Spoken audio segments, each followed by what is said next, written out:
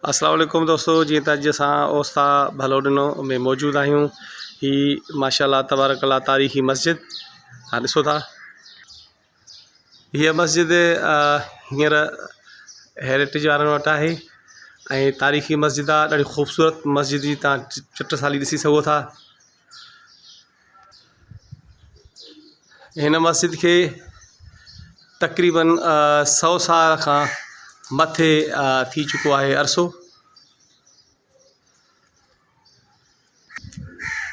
मस्जिद जा दरवाज़ा ही काशीगिरी ही फ़ारसी में शेर लिखियल अथसि।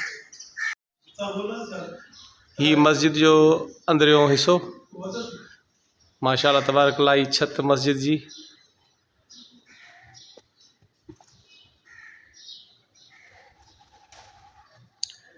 हींअर असां तव्हांखे मस्जिद जे पेशमाम साईं नियाज़ हुसैन सिकंदरी साहब सां मुलाक़ात कराईंदासीं।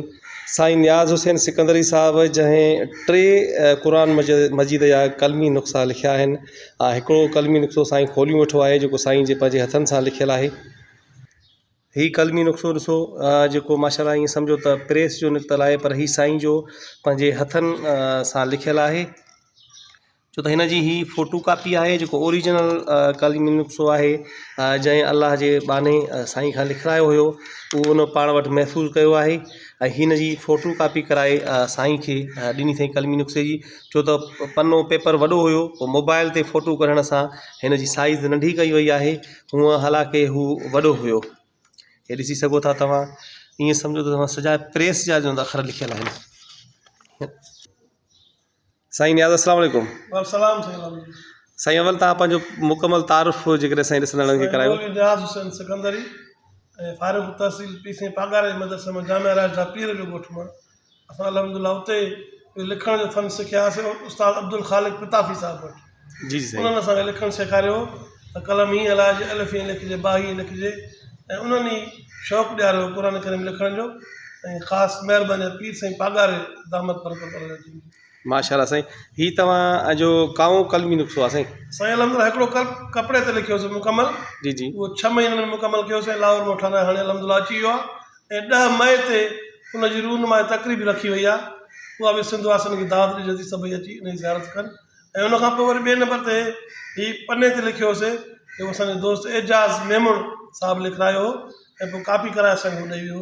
उहो मुकमल थियल आहे। ऐं टियों जेको हींअर लिखां थो उहो साईं फारूक साहिबु कुरैशी डेरा मुराद उन्हनि जी तरफ़ां लिखां थो, उहो बि 10 सिपारा अलहमदुलिल्लाह लिखी वियो।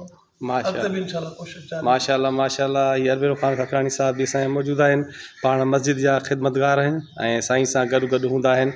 हीउ नंढिड़ो जेको साईं सां गॾु अक्सर हूंदो आहे, हिन कलमी नुस्ख़नि में गॾु साईं नंढिड़े जूं ख़िदमतूं आहिनि। साईं असल में उहो कपिड़े वारे कलमी नुस्ख़े जो थोरो ज़ियारत कराईंदो असांखे।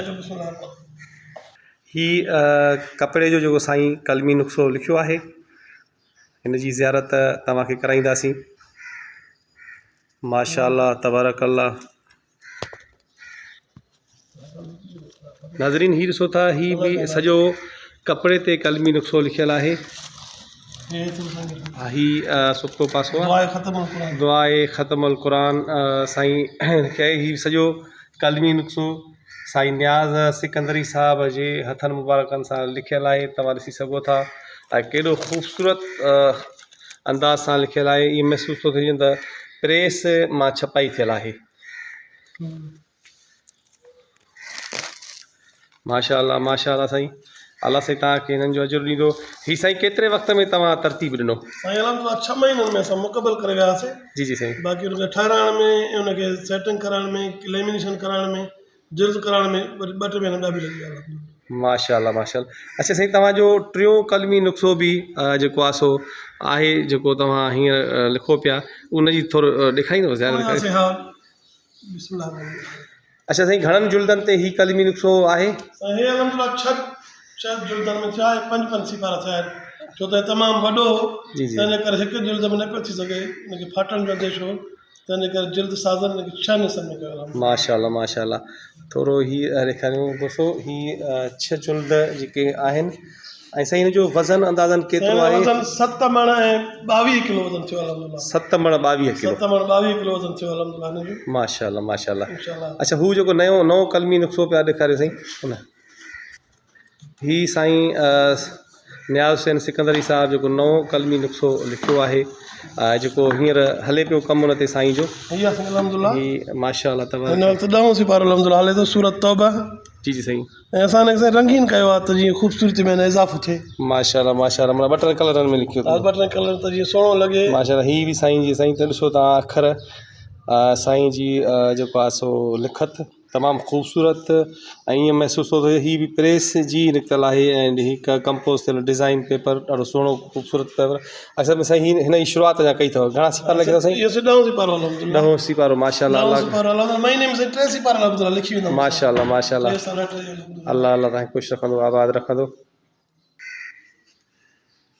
अस्सलाम वालेकुम नाज़रीन हींअर असां ओस्तो भलोॾिनो में हुयासीं। असांजो मौलवी आहे साईं नियाज़ हुसैन सिकंदरी साहिबु जंहिंजो कमु पोलियो ॾिठो ऐं साईं खे हिकिड़ो इश्क़ु आहे पंहिंजे कम सां ऐं सो चयो साईं चवे थो त मां का शइ तारीख़ रक़म करणु चाहियां थो ऐं माशाल्लाह क़ुरान मजीद जो 3 नुस्ख़ो लिखी रहिया आहिनि ऐं अल्लाह साईं खे अञा बि हिमत ऐं ज़रूरत ॾींदो जो कोई पंहिंजो दीन जे लाइ कमु कंदा ऐं साईं जो तमामु वॾो मदरसो आहे ओस्तो भलोॾिनो में इलाही सारा साईं जा तालिब इल्म बि आहिनि ऐं जेके तमामु इलाही वॾनि मदरसनि में वञी पढ़ाइनि पिया ऐं हिकिड़ो सुठो हिते तालीमी इदारो आहे दीनी तालीमी इदारो। त साईं तव्हांजी वॾी महिरबानी।